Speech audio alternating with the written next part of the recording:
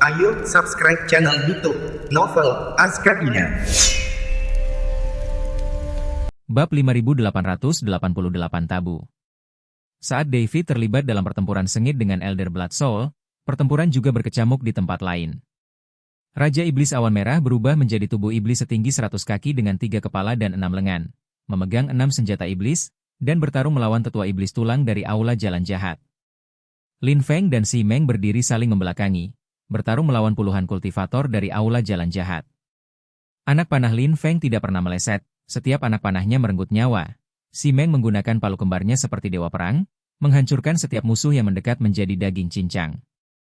Namun, jumlah orang dari Aula Jalan Jahat terlalu banyak, dan keduanya sudah memiliki lebih dari selusin luka di tubuh mereka, berlumuran darah. Formasi pertahanan Paviliun Api Bumi berada di ambang kehancuran di bawah pengepungan ratusan kultivator Aula Jalan Jahat dan roh pendendam yang tak terhitung jumlahnya. Penghalang pelindung itu dipenuhi retakan dan dapat hancur kapan saja. Penatua, kita tidak bisa bertahan lebih lama lagi. Seorang murid dari Paviliun Api Bumi pingsan, batuk darah, dan formasi tersebut semakin redup. Tetua Yansin menggertakkan giginya, mengeluarkan selembar kertas giok merah tua dan meremasnya. Itu adalah sinyal bahaya darurat dari Paviliun Api Bumi, tetapi tempat ini terlalu jauh dari kota api merah, dan bala bantuan tidak dapat tiba dalam waktu singkat. Bertahanlah. Tetua Yansin meraung. Kita tidak bisa mati di sini. Namun kenyataan itu kejam. Patah. Formasi mistik api bumi akhirnya hancur. Puluhan kultivator jahat dan ratusan roh pendendam, seperti hiu yang mencium bau darah, menyerbu dan menerkam murid-murid Paviliun Bumi Api dan Kereta Kuda. Teriakan terdengar berturut-turut. Hanya dalam beberapa tarikan napas, 3 murid Paviliun Bumi Api terbunuh oleh kultivator dari Aula Jalan Jahat, dan 2 lainnya dirasuki roh pendendam dan berubah menjadi mayat hidup. Huoling Er menjadi sasaran 2 diaken Aula Dao Jahat yang mengenali identitas istimewanya dan ingin menangkapnya hidup-hidup. Putri, hati-hati. Yan Lai berdiri di depannya, menghunus pedang panjangnya yang berwarna merah tua, dan terlibat dalam pertempuran dengan kedua pelayan itu. Namun, perilaku Yan Lai aneh. Dia tampak bertarung mati-matian, tetapi kemampuan pedangnya selalu meleset tipis, dan dia tidak bisa benar-benar melukai musuhnya. Serangan dari 2 diakon Aula Jalan Jahat selalu nyaris berhasil dihindarinya, atau secara tidak sengaja diblokir oleh murid-murid Paviliun Api Bumi lainnya. David melihat sekilas pemandangan ini dari sudut matanya selama pertempuran sengit, dan pikirannya dipenuhi kecurigaan. Namun, dia tidak punya waktu untuk memikirkannya saat itu, karena Elder Blood Soul telah pulih dan menyerang lagi. Nak, kau benar-benar telah mengejutkan orang tua ini. Elder Blood Soul menyeka darah dari sudut mulutnya, matanya semakin rakus. Tapi itu sudah cukup. Formasi 10.000 hantu pemakan jiwa, aktifkan dengan kekuatan penuh. Dia mengangkat kedua tangannya tinggi-tinggi dan melantunkan mantra-mantra yang tidak jelas. Seluruh ngarai pemakaman naga yang berwarna hijau pucat tiba-tiba bersinar terang, dan semua rune menyala bersamaan. Di tengah formasi tersebut, terbentuk sebuah bola cahaya hijau mengerikan berdiameter 3 zhang. Di dalamnya terlihat samar-samar wajah-wajah hantu yang terdistorsi dan meratap. Raja Hantu Pemakan Jiwa muncul. Elder Blood Soul memuntahkan seteguk sari darah, yang kemudian menyatu ke dalam bola cahaya. Mengaum. Bola cahaya itu meledak, dan sesosok hantu raja hantu setinggi 10 kaki, dengan 3 kepala, 6 lengan, wajah biru, dan taring, muncul dari dalamnya. Raja hantu membuka keenam matanya secara bersamaan, dan tatapan hijau pucatnya menyapu semua orang, menyebabkan mereka merasakan sakit yang menyengat di jiwa mereka, seolah-olah mereka sedang ditarik keluar dari tubuh mereka. Ini adalah jurus pembunuh paling ampuh dari formasi pemakan jiwa 10.000 hantu, menggunakan kekuatan 10.000 hantu untuk memadatkan raja hantu, khususnya menargetkan jiwanya. Bahkan kultivator Dewa Surgawi tingkat 9 pun akan menderita kerusakan jiwa jika menjadi sasaran tatapan Raja Hantu. Raja Hantu mengangkat keenam lengannya secara bersamaan, dan 6 pancaran cahaya hijau mengerikan melesat ke arah David. Itu adalah serangan jiwa murni, mengabaikan pertahanan fisik dan menyerang langsung ke jiwa. Ekspresi David berubah drastis. Pada saat kritis, lonceng bermotif naga di dadanya tiba-tiba terbang keluar secara otomatis dan melayang di atas kepalanya. Dentang. Dentingan lonceng yang merdu terdengar, dan lonceng bermotif naga memancarkan cahaya keemasan yang lembut, menyelimuti David. Di dalam cahaya keemasan, seekor naga sungguhan samar-samar terlihat bergerak, membentuk penghalang jiwa ilahi. 6 pancaran cahaya jiwa menghantam cahaya keemasan, melepaskan pancaran yang menyilaukan, tetapi pada akhirnya terhalang. Lonceng. Bermotif naga itu bergetar hebat, dan beberapa retakan halus muncul di permukaannya, menunjukkan bahwa lonceng itu rusak. Harta karun tertinggi lainnya? Mata Elder Blood Soul memerah. Baiklah. Mereka semua milikku.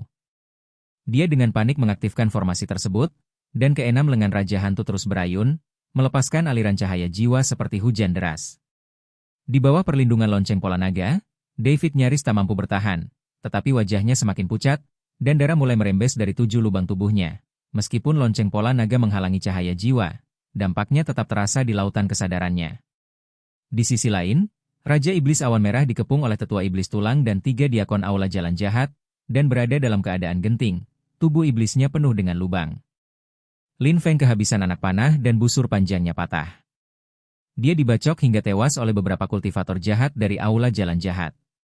Sebelum mati, dia meledakkan semua jimat peledak di tubuhnya, membawa musuh-musuhnya bersamanya. Palu kembar Si Meng hancur berkeping-keping, dan tubuhnya berlumuran darah, namun ia tetap berjuang hingga mati. Pada akhirnya, jantungnya tertusuk duri tulang dari Elder Bonedemon dan ia gugur sebagai pahlawan. Para murid Pavilion Api Bumi menderita banyak korban, hanya tersisa 5 dari lebih dari 10 orang. Semuanya terluka dan dikepung oleh puluhan kultivator aula jalan jahat, seperti domba yang akan disembelih. Tetua Yansin dikepung oleh 3 diakon aula jalan jahat. Meskipun dia berhasil membunuh salah satu dari mereka, dia juga terkena senjata jahat dari 2 lainnya, meninggalkan 2 luka dalam yang memperlihatkan tulang di dadanya. Dia berada di ambang kematian. Huo Ling-er dilindungi oleh Yan Lai dan tidak terluka parah, tetapi dia menangis terseduh-seduh saat menyaksikan murid-muridnya berguguran satu persatu. Keputusasaan menyelimuti semua orang.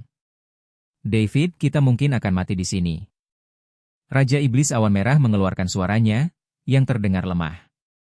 David menggertakkan giginya, menatap medan perang mengerikan di sekitarnya, rekan-rekannya yang gugur, tetua Yansin yang berada di ambang kematian, dan Huo Ling-er yang menangis.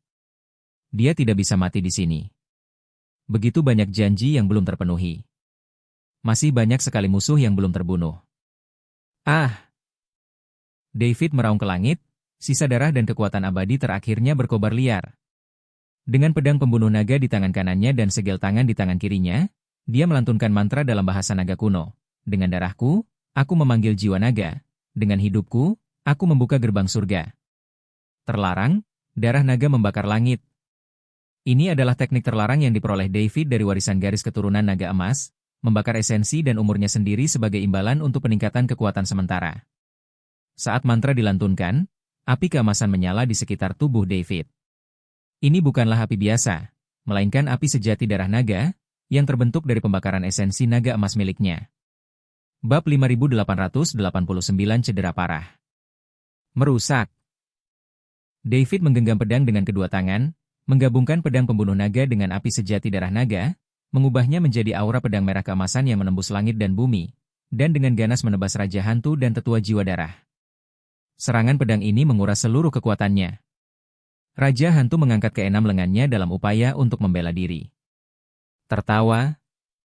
Seperti pisau panas menembus mentega, energi pedang berwarna emas merah membelah hantu Raja Hantu menjadi 2 dari kepala hingga kaki. Dengan momentum yang tak berkurang, pedang itu menebas ke arah Elder Blood Soul. Ekspresi Elder Blood Soul berubah drastis, dan dia mundur dengan panik sambil memanggil 3 artefak jahat sebagai pertahanan. Bang bang bang. Ketiga artefak jahat itu hancur satu demi satu, dan energi pedang akhirnya melemah, tetapi masih berhasil mengenai dada Elder Blood Soul. Engah. Elder Blood Soul memuntahkan seteguk darah hitam, meninggalkan luka besar di dadanya yang membentang dari bahu hingga perutnya, begitu dalam hingga tulangnya terlihat, seolah-olah isi perutnya telah dikeluarkan. Dia menjerit dan terlempar ke belakang, menabrak tebing dengan keras, napasnya benar-benar terengah-engah.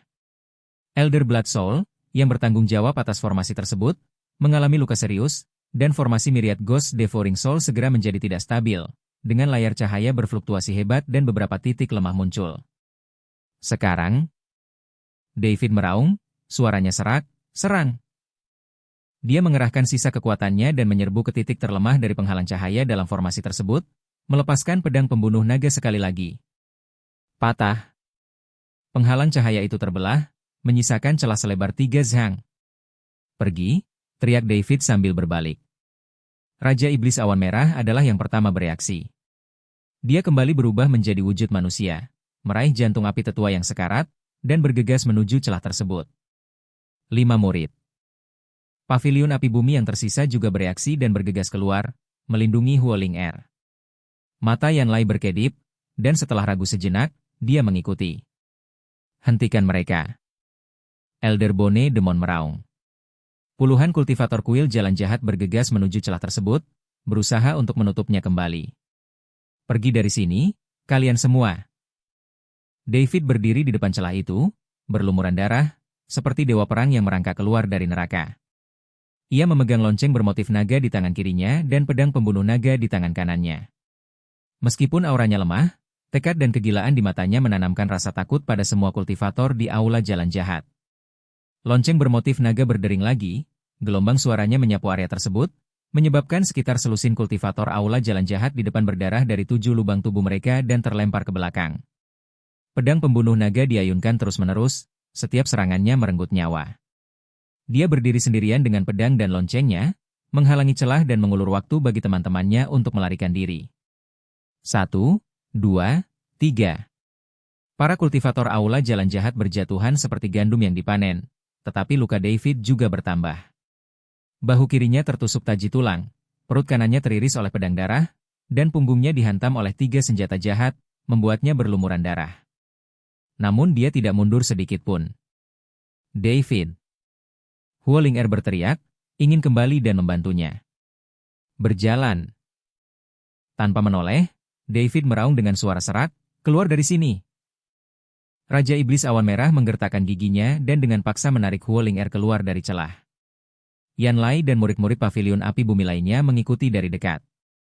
Saat orang terakhir bergegas keluar dari celah, David akhirnya tidak tahan lagi dan berlutut dengan satu lutut, menggunakan pedang pembunuh naga untuk menopang tubuhnya agar tidak jatuh. Bunuh dia. Elder Bone Demon meraung.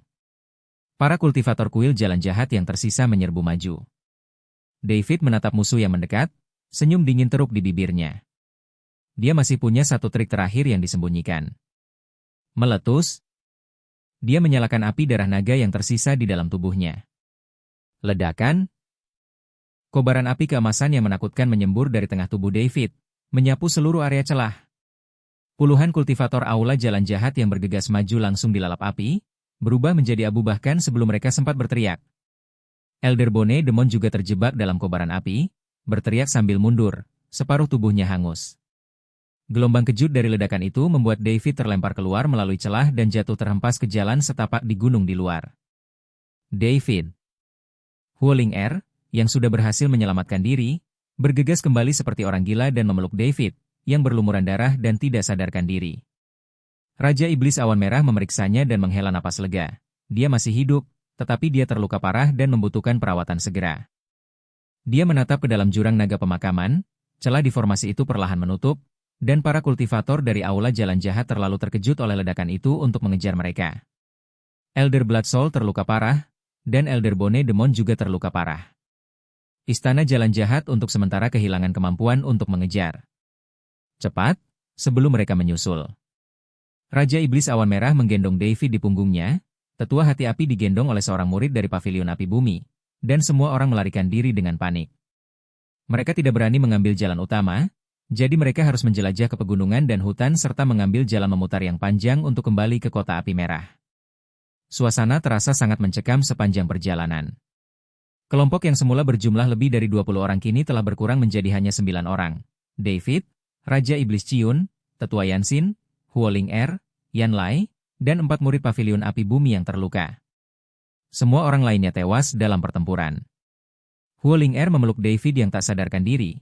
Air mata mengalir di wajahnya, dan terus memberinya pil penyembuhan serta menggunakan kekuatan abadinya untuk menyembuhkannya. Yanlai berdiri di samping, ekspresinya berubah-ubah antara marah dan ragu. Dia mencoba mengatakan sesuatu beberapa kali, tetapi melihat tatapan Huoling Er yang sedih namun waspada, dia menelan kata-katanya.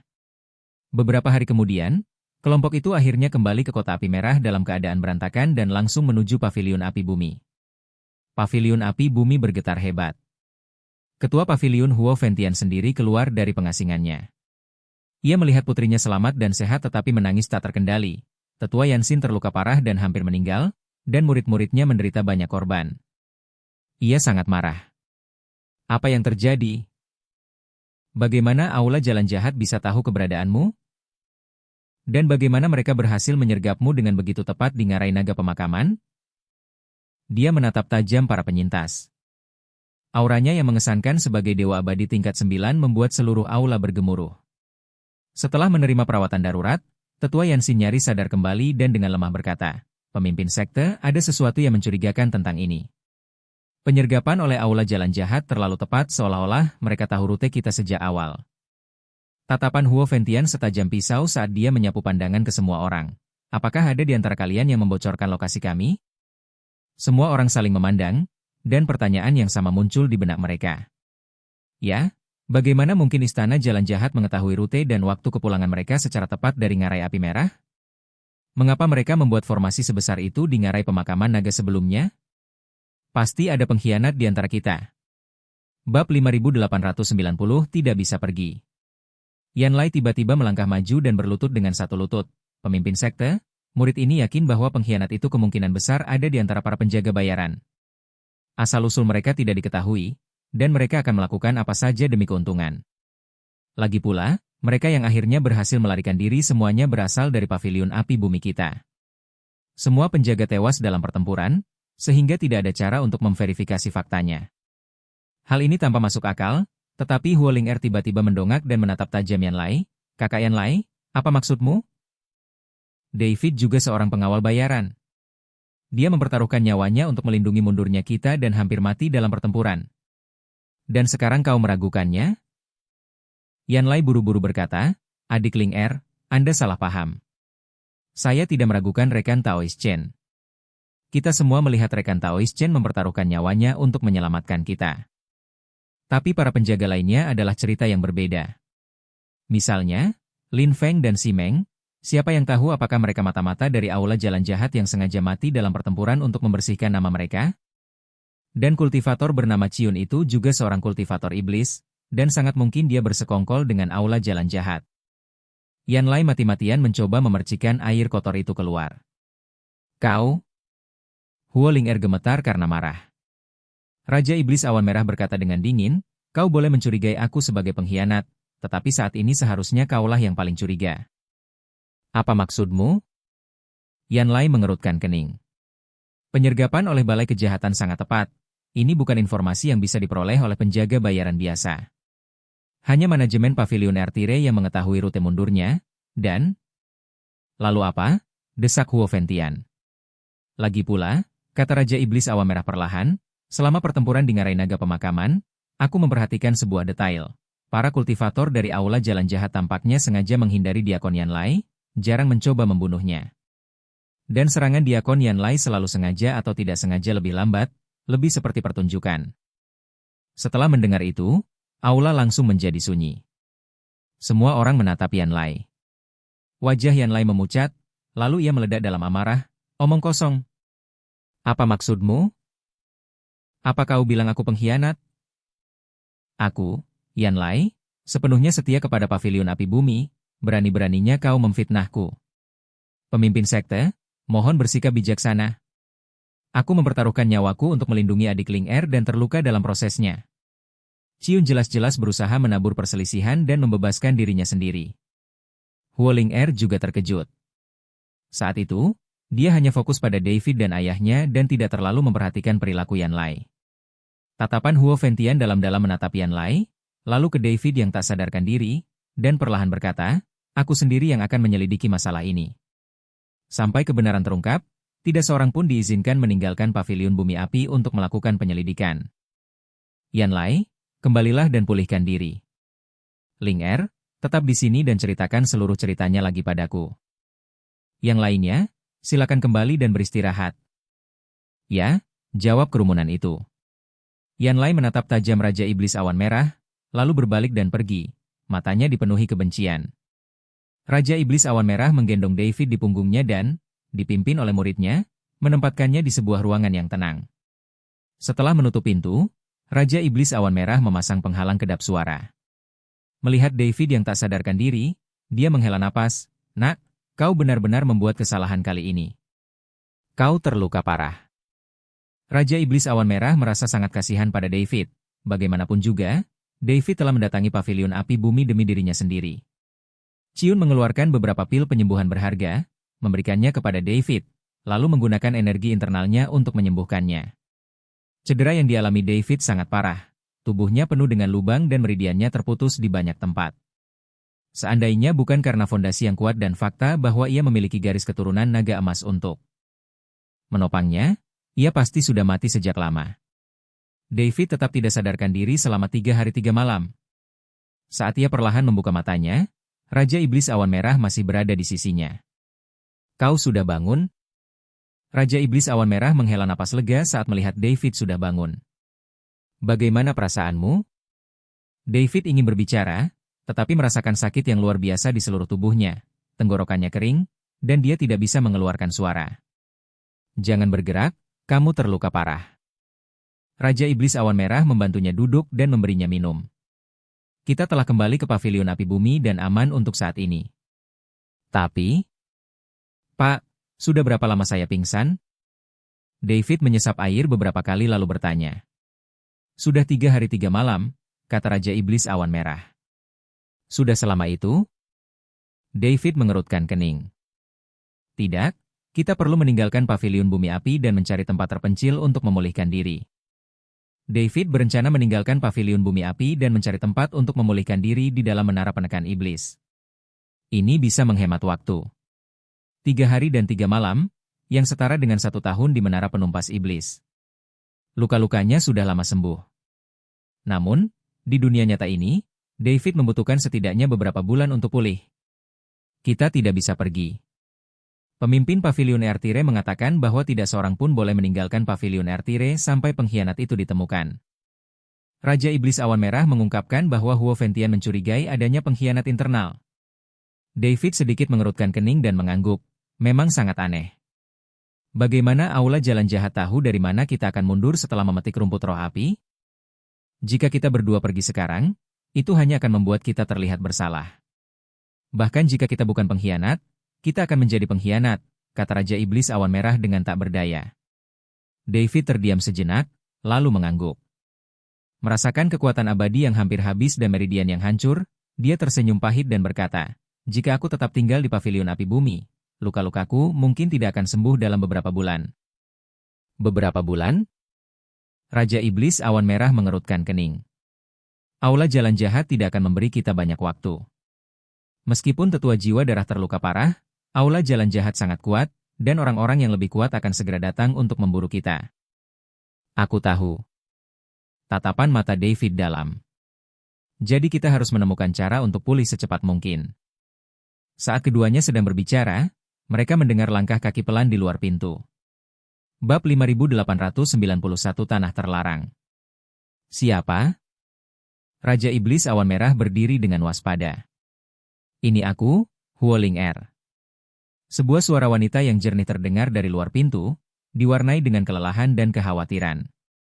Raja Iblis Awan Merah membuka pintu, dan Huoling Er berdiri di luar sambil memegang piring giok. Di atas piring giok itu terdapat beberapa botol giok yang sangat indah dan beberapa buah spiritual berwarna merah tua.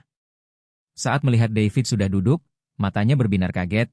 "David, kau sudah bangun." Huoling Er bergegas masuk ruangan, meletakkan piring giok di atas meja, dan dengan hati-hati memeriksa David. "Bagaimana perasaanmu? Masih kesakitan?" "Aku membawakan pil penyembuhan terbaik dari Pavilion Api Bumi, pil api merah 9 revolusi, serta buah roh api bumi, yang sangat membantu memulihkan ki dan darah." Melihat mata Huoling Er yang bengkak dan wajahnya yang agak pucat, David merasakan kehangatan di hatinya. "Terima kasih, Putri. Meskipun lukanya serius, aku masih bisa menahannya. Lupakan soal putri-putri raja, panggil saja aku Ling Er." Huoling Er mengerutkan bibir. "David, terima kasih kali ini.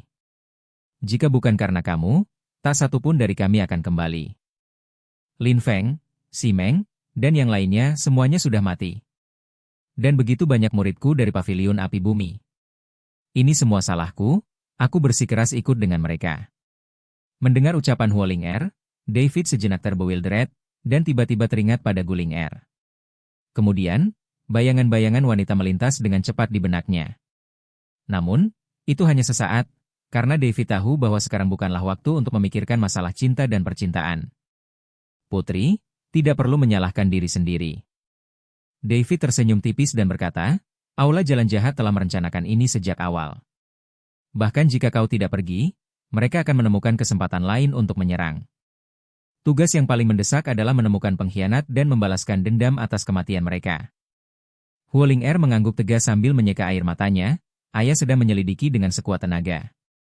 Tapi, kakak Yan Lai, dia ragu untuk berbicara, jelas menyimpan keraguan tentang Yan Lai tetapi tidak mau mempercayainya.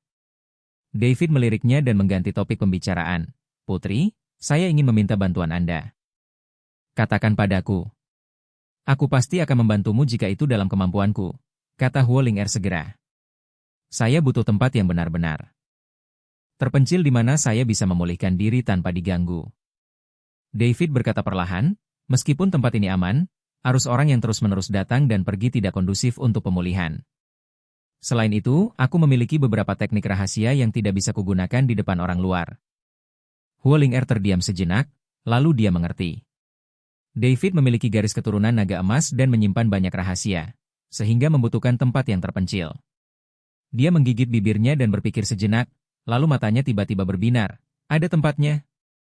Itu adalah area terlarang di Paviliun Api Bumi. Tidak seorang pun kecuali ayah dan beberapa tetua inti yang dapat masuk. Aku bisa mengantarmu ke sana. Area terlarang? Raja Iblis Awan Merah mengerutkan kening. Apakah ini pantas? Jika ketua paviliun mengetahuinya, dia mungkin akan menyalahkan putri. Aku tidak bisa mengkhawatirkan hal itu lagi. Huoling Er berkata dengan tegas, David menyelamatkan hidup kita, dan ayah tidak akan mengatakan apapun meskipun dia tahu. Selain itu, area terlarang itu sepi sepanjang tahun dan sangat terpencil, yang sangat cocok untuk memulihkan diri. David dan Raja Iblis Awan Merah saling bertukar pandang dan mengangguk. Kalau begitu, kami harus merepotkan Anda, Putri. Jangan tunda lagi, ayo kita pergi sekarang. Huoling Er melihat keluar jendela. Sekarang sudah larut malam, dan para penjaga relatif lengah. Aku sudah familiar dengan rute patroli di area terlarang, jadi aku bisa menghindari siapapun.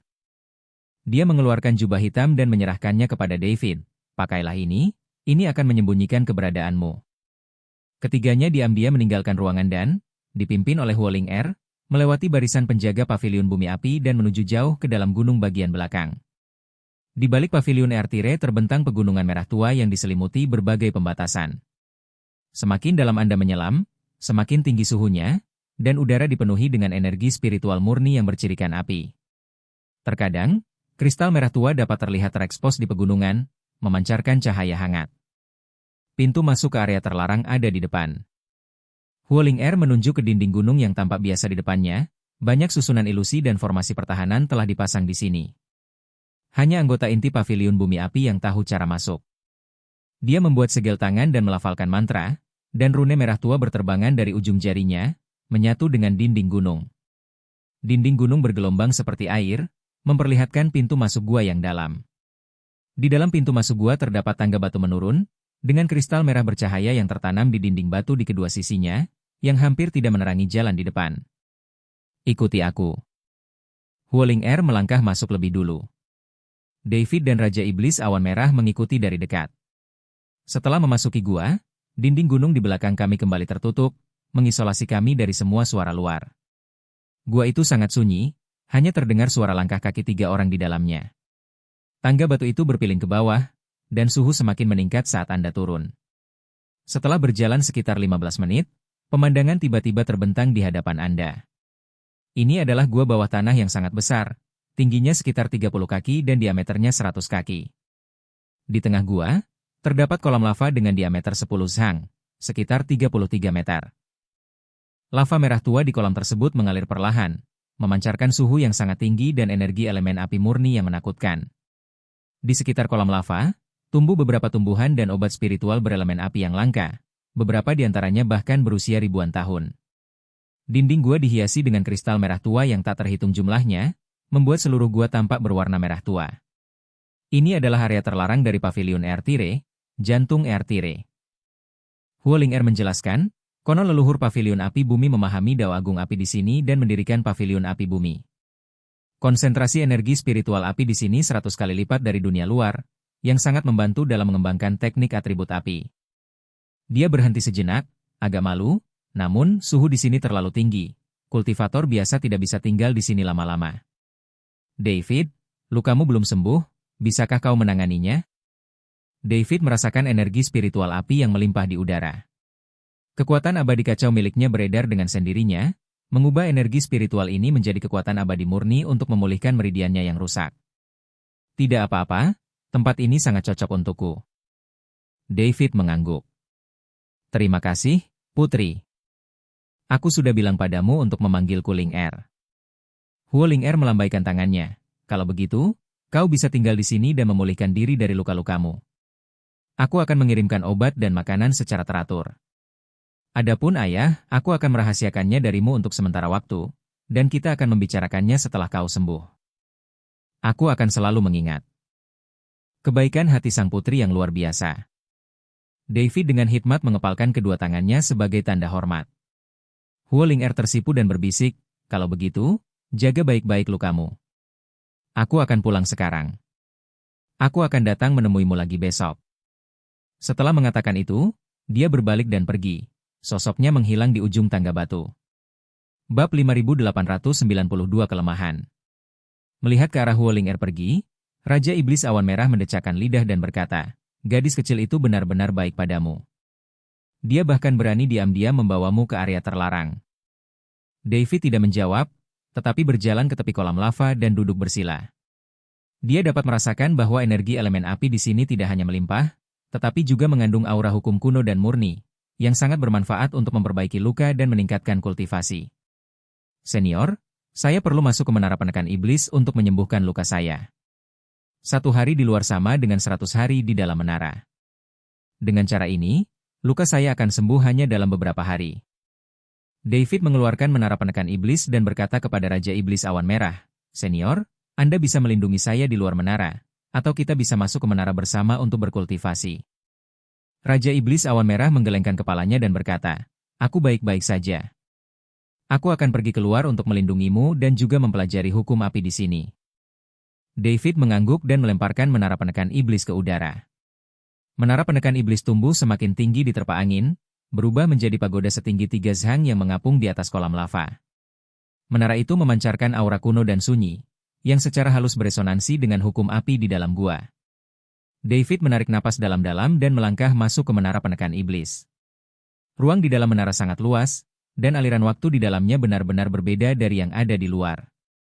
David tiba di ruang kultivasi, duduk bersila, mengeluarkan pil api merah 9 putaran dan buah roh api bumi yang diberikan kepadanya oleh Huoling Air, dan mulai fokus menyembuhkan luka-lukanya. Kekuatan abadi yang kacau itu perlahan beredar, seperti hujan musim semi di dasar sungai yang kering, mulai memperbaiki meridian dan tubuh yang rusak. Garis keturunan naga emas aktif dengan sendirinya, dengan untaian darah emas beredar di dalam tubuh, memperbaiki hilangnya vitalitas. Pil api merah 9 putaran meleleh saat memasuki mulut, berubah menjadi kekuatan obat yang menyala-nyala namun lembut yang mengalir ke seluruh tubuh. Buah roh api bumi memberikan energi atribut api murni, yang menyatu dengan kekuatan abadi kekacauan untuk mempercepat proses pemulihan. Waktu mengalir tanpa suara di dalam menara. 1 hari, 2 hari, 3 hari. 300 hari telah berlalu di dalam menara. Cedera David pulih dengan kecepatan yang menakjubkan. Meridian yang putus disambung kembali, tulang yang hancur disembuhkan seperti semula, dan sebagian besar ki dan darah yang berkurang dipulihkan. Aura itu terasa lebih solid dan mendalam daripada sebelumnya. Panggilan? David perlahan membuka matanya, seberkas cahaya berkedip di dalamnya. Dia merasakan gelombang kekuatan abadi dan fisik yang kuat di dalam dirinya, dan senyum tipis muncul di bibirnya. Luka-lukaku telah sembuh, dan kultivasiku bahkan sedikit meningkat. Lingkungan di jantung api bumi ini memang luar biasa. Dia bangkit dan berjalan keluar dari ruang kultivasi, bersiap untuk meninggalkan menara penekan iblis. Namun, tepat saat dia hendak melangkah keluar dari gerbang menara, sesuatu yang aneh terjadi di dalam gua. Kolam magma tiba-tiba mendidih hebat, dan magma merah tua menyembur ke langit, mengembun membentuk wujud manusia yang buram di udara. Sosok humanoid itu terbuat dari api dan magma murni. Wajahnya tertutup, kecuali sepasang mata yang menyala dengan api keemasan, seperti dua matahari kecil, memancarkan aura kuno dan agung. Yang lebih aneh lagi, saat humanoid berapi ini muncul, hukum api di seluruh gua seolah hidup kembali, seperti rakyat yang memberi penghormatan kepada raja mereka. Ini, pupil mata David tiba-tiba menyempit. Sosok humanoid berapi-api itu berbicara perlahan, suaranya kuno dan jauh, seolah melintasi zaman yang tak terhitung jumlahnya. Menara penakluk iblis? Aku tak pernah membayangkan akan melihat harta karun seperti ini seumur hidupku. Tatapannya tertuju pada David, matanya yang seperti nyala api keemasan seolah mampu melihat menembus segalanya. Anak kecil, kau mewarisi garis keturunan naga emas dan menguasai menara penekan iblis, namun kau terluka parah. Tampaknya dunia luar masih belum damai. Alarm berbunyi di benak David, dan kekuatan abadi kekacauan miliknya langsung melonjak hingga batas maksimal. Pedang pembunuh naga sudah berada di tangannya. Siapakah kau? Sosok humanoid berapi-api itu tertawa pelan, tawa yang diwarnai rasa ketidakpastian dan ejekan diri. Siapakah aku? Hanya hantu kesepian yang seharusnya sudah mati sejak lama, namun masih bertahan hingga sekarang. Kalian bisa memanggilku leluhur api bumi. Nenek moyang api bumi? David mengerutkan kening. Pendiri paviliun bumi api? Lumayan. Tubuh berapi-api leluhur api bumi bergetar sedikit, seolah emosinya sedang berfluktuasi.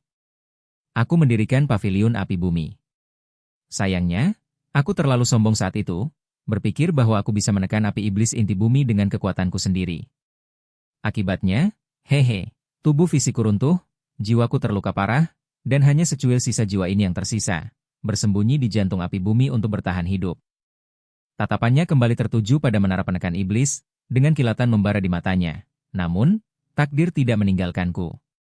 Menara penekan iblis, harta karun legendaris ini benar-benar muncul di sini. Anak muda, bagaimana kalau kau meminjamkannya kepada orang tua ini untuk sementara waktu? Tatapan David menjadi dingin. Senior, apakah Anda berniat merebutnya dengan paksa? Perampokan? Leluhur api bumi menggelengkan kepalanya. Aku sekarang hanyalah jiwa yang tersisa.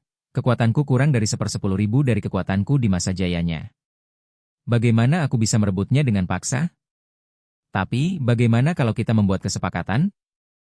Transaksi apa?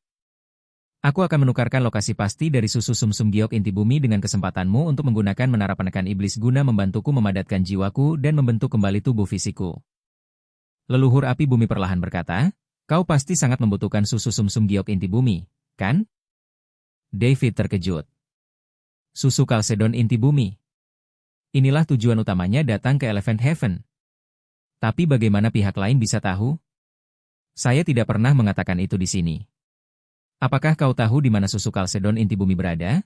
Tanya David dengan suara berat. Tentu. Leluhur api bumi dengan bangga menyatakan, dari sebelah surga, tidak ada yang memahami jurang iblis inti bumi lebih baik daripada aku. Susu sumsum giok inti bumi dihasilkan dari jantung lava di bagian terdalam jurang iblis, tetapi dilindungi oleh api iblis inti bumi, sehingga tidak mungkin bagi kultivator biasa untuk memasukinya. Namun, jika aku membimbingmu, dan dengan garis keturunan naga emasmu serta menara penekan iblis, kau mungkin tidak akan tanpa peluang. David terdiam sejenak sebelum berkata, bagaimana aku bisa mempercayaimu? Kamu tidak harus mempercayaiku. Leluhur api bumi berkata dengan tenang, tapi ini satu-satunya kesempatanmu. Hanya satu tetes susu sumsum giok inti bumi yang bisa didapatkan setiap 10.000 tahun. Meskipun paviliun api bumi memiliki beberapa petunjuk, mereka tidak tahu lokasi pastinya. Lagi pula, apakah kau pikir bocah Huoventian akan dengan mudah memberitahukan petunjuk berharga seperti itu kepada orang luar sepertimu? Kata-kata ini menyentuh hati David. Memang, paviliun api bumi mungkin memiliki petunjuk, tetapi mereka tidak akan pernah menyerahkannya dengan mudah. Susu sumsum giok inti bumi berkaitan dengan hidup dan mati para wanita Raja Iblis Awan Merah, dan Raja Iblis Awan Merah tidak bisa menunggu lebih lama lagi.